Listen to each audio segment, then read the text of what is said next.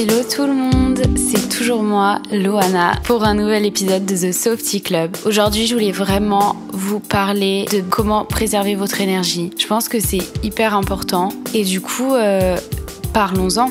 Déjà, parlons-en parce que pour moi, protéger son énergie, c'est vraiment la base pour maintenir une santé mentale saine et se sentir valorisé par soi-même et par les autres. C'est aussi directement lié à son estime de soi et sa confiance en soi. Parce que finalement, savoir décider et imposer des limites pour se protéger et se respecter, c'est quelque chose qu'on peut faire uniquement quand on a fait ce travail sur soi et qu'on pense et on sait qu'on mérite d'avoir certaines choses. La manière dont je le vois, c'est comme si on avait un réservoir à l'intérieur de soi qui est notre énergie et que plus il est rempli, plus on est heureux. Et plus on est heureux, plus on arrive à prendre des décisions qui sont bonnes pour soi-même et qui sont saines et que au contraire, plus il est vide, plus on va se sentir dépassé par les événements et on va aussi, pour moi, plus facilement autoriser des choses ou des habitudes qui nous font pas forcément du bien. C'est vraiment la base d'avoir, entre guillemets, son réservoir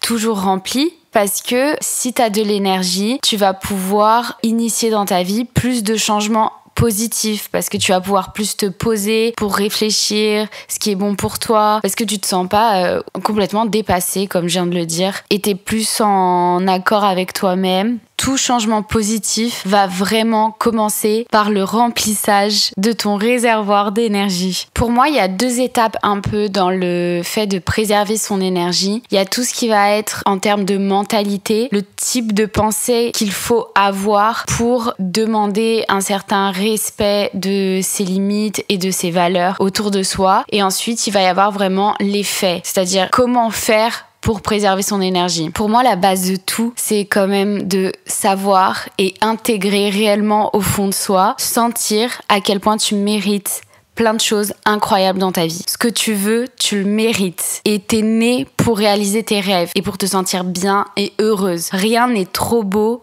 ou trop bien pour toi. C'est vraiment la base de tout. Une fois que t'as intégré ça, ça va être beaucoup plus facile d'exiger certaines choses autour de toi pour te sentir respecté et valorisé. C'est vraiment de savoir que tu mérites de te sentir bien et que tu mérites d'avoir exactement ce que tu souhaites. Maintenant que ça s'est dit et que la base elle est vraiment posée, il y a d'autres concepts qui sont utiles quand tu as envie de préserver ton énergie et de t'affirmer un peu plus. Premier point qui est primordial, c'est de se détacher du fait de vouloir absolument plaire à tout le monde. Et je pense qu'il faut aussi se détacher du fait de vouloir rendre fier quelqu'un d'autre qui n'est pas toi. C'est-à-dire qu'il faut remettre ta place là où elle est réellement, c'est-à-dire la première place dans ta vie. Ce que tu veux, ce que tu souhaites, ce que tu ressens, c'est ce qui importe le plus. C'est assez dur d'imposer des limites quand on veut être une personne parfaite,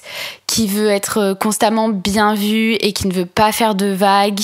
Le truc, c'est que t'as rien à prouver à personne à part à toi-même. En plus, ne pas plaire à tout le monde, c'est plutôt positif. Parce que ça veut dire que t'as une personnalité, que t'as des valeurs et que t'oses les affirmer autour de toi. Au Portugal, il y a un proverbe qui dit « être comme du pain sans sel ». Et en gros, ça veut dire que t'es neutre et t'es inintéressant. Alors oui, ça dérange personne, mais c'est pas non plus l'extase. Du coup, pourquoi vouloir être comme ça ? Vouloir plaire absolument à tout le monde, ne pas faire de vagues, c'est hyper ennuyeux. Concentre-toi sur toi-même et sur être toi-même. Tu vas être adoré ou détesté, mais au moins tu seras toujours fidèle à qui tu es vraiment. Deuxième point, sois honnête avec toi-même. Qu'est-ce que t'attends de toi et qu'est-ce que t'attends de la vie ? Les règles et protections que tu vas poser autour de toi vont dépendre de ça. Tout le monde a des critères différents. Assure-toi juste que tu as les tiens très clairs dans ta tête pour ne pas te faire influencer par les normes et objectifs des autres. Poser des limites, oui, mais il faut savoir pourquoi tu les poses et qu'est-ce que tu as envie réellement de préserver dans ta personnalité ou dans ta vie. Alors, autre point, c'est essaye de ne pas être influençable. Il faut que tu sois absolument toi-même. Donc ça, c'est un peu dans la continuation du point juste avant. Mais il faut que tu te fasses confiance. Il faut que tu apprennes à te faire confiance et à suivre ton intuition, tes idées. Pense vraiment et fais ce qui reflète ta personnalité et tes valeurs, pas celles des autres. Ne te compare pas aussi. C'est littéralement vider ton réservoir d'énergie pour rien. Concentre ta vie sur toi, ton énergie. C'est ok d'être inspiré, mais c'est interdit de se comparer. Un autre point, c'est d'accepter absolument toutes tes phases, donc toutes les phases que tu as pu avoir dans ta vie et toutes les parties de ta personnalité, même si c'est pas hyper cohérent et même si tu as l'air un peu crazy aux yeux des autres, c'est pas très grave. On a tous des parties à l'intérieur de nous qui sont pas cohérentes, des choses qui clashent un petit peu dans notre personnalité, ou aussi dans les différentes phases de vie, on a été des personnes plus ou moins différentes, avec des valeurs différentes, maturités différentes. Et du coup, en fait, je pense que c'est hyper important d'accepter ça, d'accepter d'être incomprise ou jugée. Parce que ce qui compte vraiment, c'est que toi, tu te comprends et c'est pas grave si tu changes d'opinion sur certaines choses. Tant que toi, tu te suis, c'est le principal. Tant que toi, tu sais qui tu es, c'est le principal. De toute façon, moi, je pense que ce qui compte vraiment, c'est être authentique, peu importe les différentes phases de ta vie et peu importe ce que ça veut dire dans les différentes phases de ta vie. Et t'as tout à fait le droit de changer et c'est ok. Et ça, c'est important pour poser des limites parce que du coup, ça se trouve, tes limites, elles vont changer au long de ta vie et il faut l'accepter et c'est complètement ok. Et si t'es jugé ou que t'es jugé incohérente par les personnes qui sont autour de toi, bah c'est pas grave parce que tant que toi tu sais pourquoi tu prends ces décisions, c'est le principal. Dans la continuité de ce point-là, il y a aussi le fait que si certaines personnes continuent à te voir comme tu étais à un moment donné alors que t'as évolué et que c'est plus du tout toi, c'est ok aussi. C'est-à-dire que si certaines personnes veulent absolument garder cette opinion de toi, ou alors même si certaines personnes qui ne sont plus dans ta vie t'ont connu uniquement à un certain point et que tu as beaucoup changé, c'est complètement ok. C'est vraiment pas grave. Tu vis pas pour prouver ton évolution, ni même pour convaincre les autres de ton évolution. Ton évolution, elle est avant tout personnelle et pour toi. Donc, si d'autres la voient, l'encouragent et la félicitent, tant mieux. Sinon, tant pis. Perds pas de temps à prouver aux autres qui tu es. Donc là, en fait, pour conclure un peu cette partie que moi j'ai appelée la mentalité à avoir pour préserver son énergie, c'est que, en fait, ose t'affirmer et accepte totalement qui tu es, ce que tu veux, qui tu as été et qui tu as envie de devenir, parce que ça, c'est la seule chose qui compte, c'est comment toi, tu te sens avec toi-même. Mais du coup, dans les faits, à quoi ça ressemble de préserver son énergie ? Déjà, ose être toi-même, tout le temps. Ne t'adapte pas constamment à qui tu as en face de toi. Moi, je trouve que être fake, ça retire énormément d'énergie de notre réservoir. Par exemple, parfois, quand je suis dans une situation où je suis pas à l'aise, je vais très vite rentrer en mode timide de ma personnalité. C'est-à-dire que je ne montre pas ma personnalité et je suis très observatrice, donc j'analyse comment les gens se comportent. Et c'est ça qui occupe mon cerveau, on va dire, quand je suis pas en full acteur de la situation. Par exemple, dans ces cas-là, j'ose être moi-même parce que j'ose être timide. J'accepte que dans cette situation, ce qui me vient au premier abord, c'est d'être plutôt réservée. Alors que si en fait je me forçais et je rentrais beaucoup dans ma tête en mode non mais il faut que je montre ma personnalité, il faut que je fasse des blagues, enfin vraiment être dans la proactivité de chaque situation, au lieu de juste parfois être, entre guillemets, un personnage secondaire de ce qui est en train de se passer, bah ça, pour moi, c'est déjà être plus authentique parce que je m'écoute, j'écoute ce que j'ai envie de faire. Et en plus, ça me prend pas d'énergie en plus de mon réservoir. En fait, je me force à faire absolument rien ou à parler avec absolument personne. J'aime pas être fake et du coup, si je suis timide en fait, c'est pas grave. Et j'attends d'être à l'aise ou j'attends de trouver quelqu'un avec qui j'ai envie de parler ou avec qui, bizarrement, le feeling passe bien. Enfin, c'est un peu bizarre, j'ai l'impression que c'est surtout par énergie, je sais pas. Il y a des énergies, pour moi, elles sont trop agressives. Si je suis dans une fête où il y a pratiquement que des gens qui je connais pas, j'ai envie de parler à personne. Pour moi, c'est horrible. Alors que quand je suis dans des comités beaucoup plus restreints, je me sens beaucoup plus à l'aise et pas du tout timide. Donc c'est un peu... En fait, j'ai accepté que ma personnalité était comme ça et j'ose être moi-même, même quand ça veut dire montrer pas grand-chose. Un autre point, c'est se valoriser vraiment énormément. Je pense que si on se valorise pas soi-même, ça va être dur pour les autres de te valoriser. Honnêtement, il faut avoir conscience de ses qualités et de ce qu'on a à offrir et de ce qu'on offre aux autres. et avoir conscience que notre énergie, elle est hyper précieuse. Donc notre énergie est précieuse, notre présence est précieuse. Offrir nos qualités aux personnes qui nous entourent, c'est précieux, c'est incroyable. En fait, je pense que c'est vraiment ça, se préserver aussi. C'est savoir tout ce que tu es et savoir qu'il y a plein de points dans ta personnalité qui sont incroyables. Je suis sûre que tu as plein de parties à l'intérieur de toi qui sont incroyables et il faut que tu apprennes à les valoriser et il faut que tu apprennes à sélectionner les personnes qui ont accès à ça ou non, parce que la vérité, c'est que tout le monde ne te mérite pas. Tout le monde ne mérite pas tes qualités. Tout le monde ne mérite pas ta présence. Et je pense qu'il faut en fait vraiment voir le fait d'être dans sa vie comme une chance. Moi, je vois vraiment ça comme ça. J'ai de la chance d'être dans la vie des personnes que j'aime et qu'elles m'autorisent à être dans leur vie. Mais en contrepartie, elles ont aussi de la chance d'être dans ma vie et que je les autorise à être dans ma vie. Et je pense que voir ça vraiment comme un échange et pas comme quelque chose de acquis, bah c'est beaucoup plus bénéfique pour sélectionner les personnes que tu as autour de toi et arriver à poser des limites. Et j'accepte que des personnes qui me respectent quand même énormément. Je pense que, par exemple, c'est important de différencier la critique constructive et bienveillante de la critique qui est faite uniquement pour rabaisser. Parce que, typiquement, des personnes qui sont dans ton entourage, c'est pas qu'elles sont censées te dire oui à tout, etc. Genre, je demanderai jamais ça. Il y a une nuance quand même. Être respecté et valorisé ne veut pas dire être constamment en accord. Je demande absolument pas ça. Mais c'est vrai que ça m'est déjà arrivé des personnes qui en fait étaient dans mon entourage et que j'aimais beaucoup et qui finalement me faisaient des critiques un peu faciles et pas vraiment valides. J'ai pu remarquer que quand tu commences à changer, bah parfois tu intimides un peu les personnes qui étaient dans ta vie de base et qui étaient habitués à te voir dans une certaine version de toi. Ils essayent, je pense, certaines personnes, de te maintenir là où ils te connaissent. Donc là où t'étais, ou là où ils sont. Et typiquement, les commentaires comme fais ça, mais pas trop, t'exprimes pas autant, pourquoi tu t'habilles comme ça. Pour moi, tout ça, c'est des personnes qui, au fond, même si c'est inconscient parfois ou consciemment, hein, je pense qu'en fait, ils veulent te maintenir hors de ton potentiel. Parce que toi, t'oses grandir alors que eux non. Enfin, il peut y avoir énormément de choses. Quand tu grandis, souvent ton cercle, ton entourage, il change. Et il y a des personnes qui arrivent à t'accompagner et je trouve ça hyper beau et j'ai des personnes comme ça autour de moi. Et il y a des personnes qui n'arrivent pas à t'accompagner et c'est complètement ok.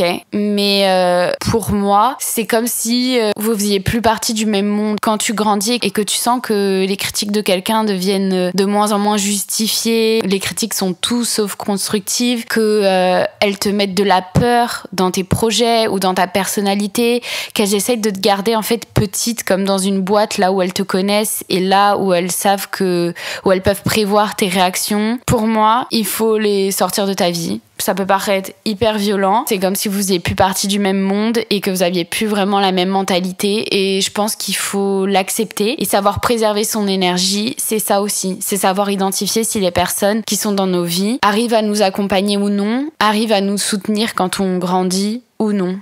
Honnêtement, ton cercle d'amis, de proches doit refléter qui tu es et être positif. Juste en fait, si tu vois que quelqu'un essaie de te rabaisser, je veux juste te répéter et que tu te répètes à toi-même que t'as le droit d'avoir confiance en toi et de croire en toi. Tant pis si c'est vu comme de l'arrogance, je pense que c'est quand même important d'être son premier fan et de se valoriser à fond. Enfin, t'as le droit de croire en toi, c'est pas un crime. Un autre point que j'adore, franchement j'ai adoré l'apprendre. Quand j'ai eu ce déclic, ça m'a sauvé la vie et c'est savoir dire non sans t'en excuser, sans avoir besoin de te justifier ou de vouloir compenser. T'as juste le droit de dire non. Quand on te pose une question, quand on te demande ce que tu veux, t'as le droit de dire non.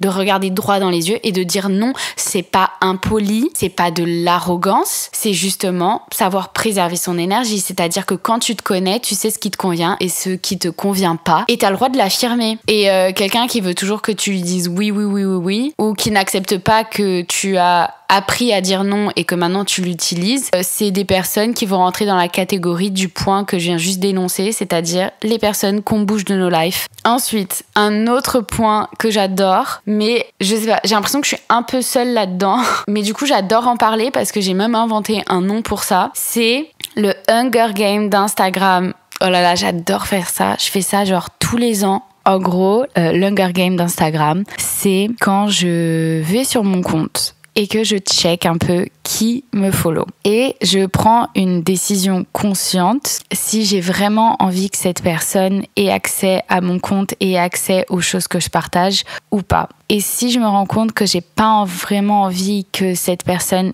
ait accès à moi, et ben j'arrête de la suivre et je l'enlève de mes followers. Le peu que je poste, pour moi c'est important que ce soit finalement des personnes que j'ai choisies qui le voient. Parce que le truc, c'est que quand t'as, par exemple, Instagram depuis quelques années, t'as cumulé des followers de plein de phases de ta vie différentes. Et parfois, tu t'identifies plus forcément à ces personnes. Ou alors, ces personnes te rappellent malgré elles une phase de ta vie qui était pas ouf. Et pour moi, c'est une manière de couper les liens un peu et énergétiquement, parce que pour moi c'est ça. En fait, l'Hunger Game d'Instagram, il sert à maintenir les vibes positives dans le compte. Parce que du coup, moi, pour le coup, quand j'ai commencé à faire ça et que j'enlevais vraiment énormément de personnes, je crois que le premier que j'ai fait, j'avais enlevé plus d'100 de personnes. Il y avait par exemple des personnes qui me suivaient où je savais, genre littéralement je savais qu'elles m'aimaient pas. Parce que je savais qu'elles avaient parlé mal de moi ou que juste on avait eu un clash de fou dans la vraie vie. Et ces personnes me suivaient, regardaient mes stories. Et ça, c'est de ça que je veux parler quand je dis maintenir les bonnes vibes. C'est-à-dire que ces personnes, littéralement, elles voient ton contenu et elles ont pas forcément une attitude bienveillante, juste un petit rappel que c'est ok de faire baisser son nombre de followers pour maintenir des vibes positives sur ton compte et des vibes genre partagées uniquement avec des personnes que t'aimes bien et maintenir malgré tout, même si les réseaux sociaux, on peut pas dire que ce soit privé, soit quelque chose de privé, maintenir malgré tout cette illusion un peu de cercle un peu privé. Ceci étant dit, je pense pas que les réseaux sociaux ce soit ce truc horrible qui est censé te prendre toute ton énergie et tout. Je pense que si t'as une attitude saine envers les réseaux et que par exemple ta confiance en toi ne dépend pas des likes ou que tu sais aussi te protéger et te distancer quelque part de ce que les gens peuvent penser de toi ou de ce que les gens peuvent entre guillemets émettre comme énergie positive ou négative envers toi, c'est ok. En fait, moi je pense que les réseaux sociaux, et même t'as pas besoin de faire un Hunger Game de l'Instagram, si tu sais tout simplement mettre une distance de ouf entre les réseaux et toi et ta vie. Mais si c'est pas le cas, tu peux toujours enlever ces personnes. Ensuite, je voulais juste rajouter que pour moi, si tu utilises les réseaux sociaux pour réaliser tes rêves ou réaliser des projets perso, c'est un peu différent parce que là, forcément, l'énergie, elle va être plus basée sur faire grandir ton following et tout, et que finalement, si les gens, ils t'aiment vraiment ou pas, c'est pas ça qui compte parce que ton objectif, c'est de réaliser tes rêves. Et donc dans ce cas, t'as pas besoin de clean les vibes et tout, parce que juste les vibes elles sont clean, genre ton objectif il est clair avec le délire.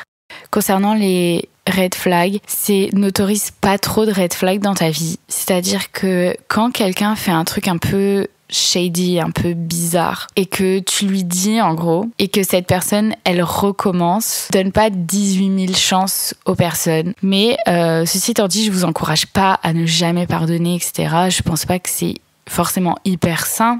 En revanche, je vous encourage à pas pardonner non plus des milliers de fois, quoi.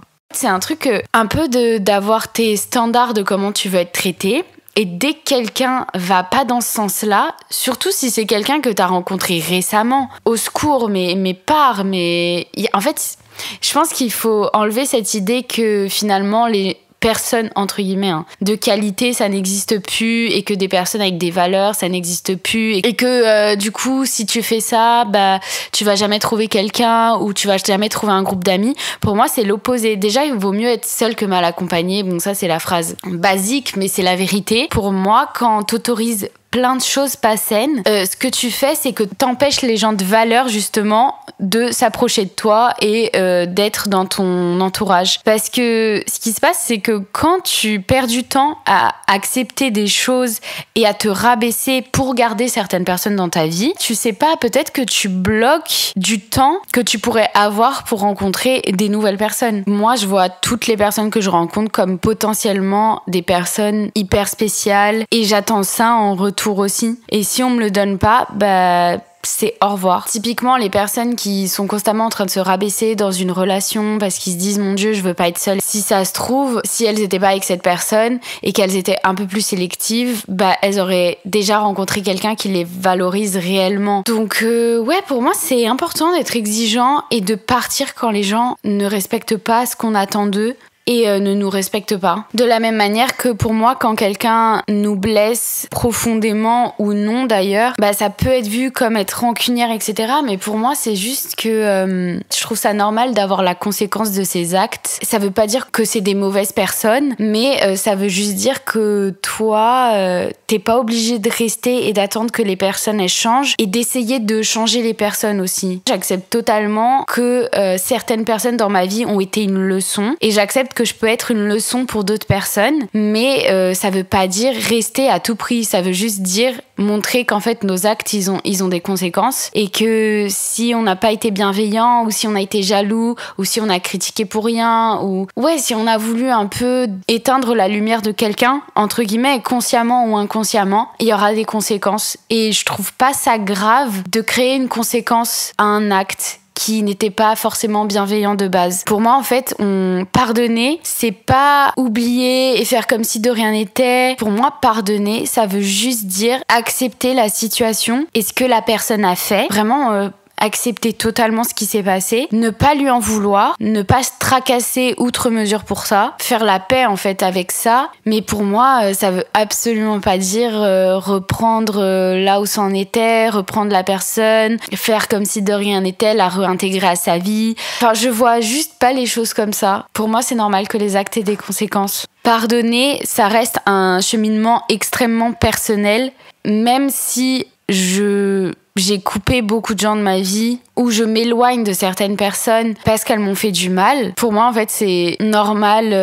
Pardonner, c'est quelque chose quand même de extrêmement personnel et je peux couper des personnes de ma vie alors que je leur ai pardonné. Pour moi, ça veut juste dire je suis en paix avec elle et avec la situation, mais je ne désire pas avoir ce type d'échange ou ce type d'action dans ma vie. Et après, comme je disais, si ça leur a créé un impact pour réfléchir sur leur acte et se remettre en question, tant mieux. Bon, je prendrai plus le risque de rester et de me refaire blesser par la même personne, mais si ils ont changé sur le positif, je suis ravie pour eux, mais vraiment réellement. Mais juste en fait, je move on. Et c'était bien d'avoir cette personne le temps que je l'ai eu, mais j'identifie cette partie de sa personnalité qui a voulu me faire du mal et je dis non et je mérite pas ça. Après, je pense qu'il faut aussi être conscient. Enfin, moi j'ai cette manière de penser parce que j'ai conscience, encore une fois, de ce que je donne aux gens et que je ferai jamais rien pour nuire à personne et du coup j'attends la même chose des personnes qui sont autour de moi. Voilà, en gros ça c'était l'épisode sur préserver son énergie.